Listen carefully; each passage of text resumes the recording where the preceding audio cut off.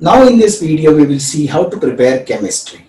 The common areas are the same, that we need to understand the questions, make small notes, highlight the text and go through the definitions and terms and glossary. The topics that chemistry covers is classification of elements, different elements, different compounds, different reactions and their equations, the acids, bases and salts, different metallurgical processes. There is a complete carbon compound chemistry. So chemistry is a vast subject, but proper note taking and correlating the elements with day-to-day life makes it easier to understand. So we should keep in mind that we have to understand every element from a physically seen day-to-day life process, that we have seen that element in life somewhere or seen that compound in life and seen it acting. So once we relate the elements and compounds from day-to-day life, it becomes very easy to understand chemistry. The classification part and the nomenclature part is for memorization, it needs practice. So those two lessons need more time. I cannot say chemistry fully can be done in short.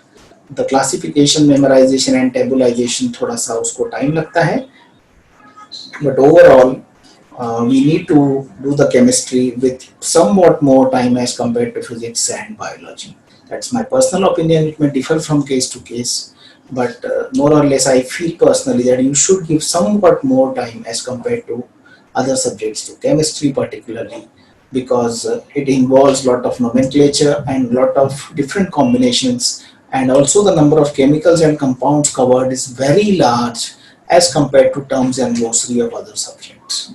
Particularly carbon compounds, there are more than 1 lakh carbon compounds. So to understand chemistry in deep, you need a deeper study.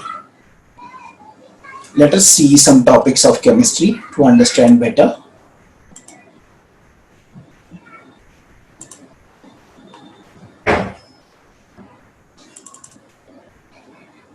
Let us, for example, see this metals and non-metals chapter.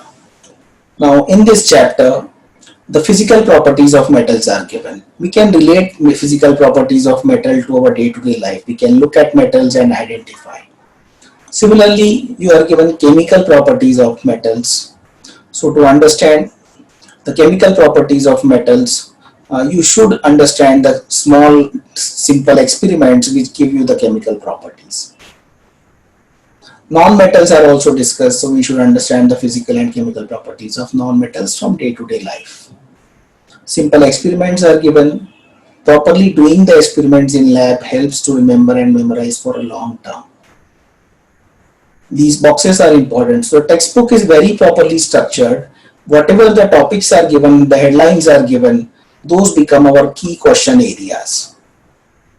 And fine print of every topic should be read so that we don't miss out on very small questions.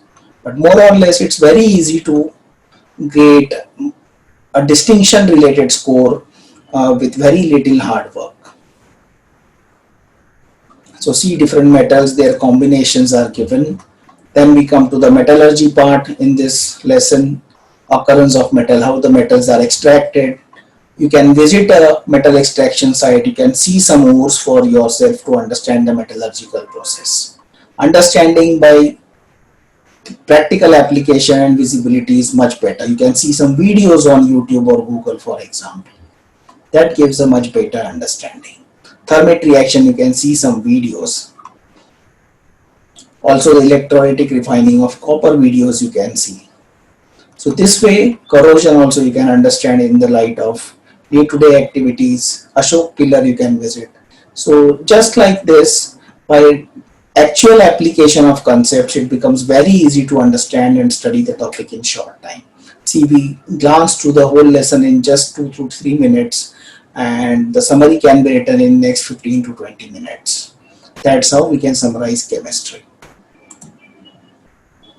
We will now go to history, geography and economics.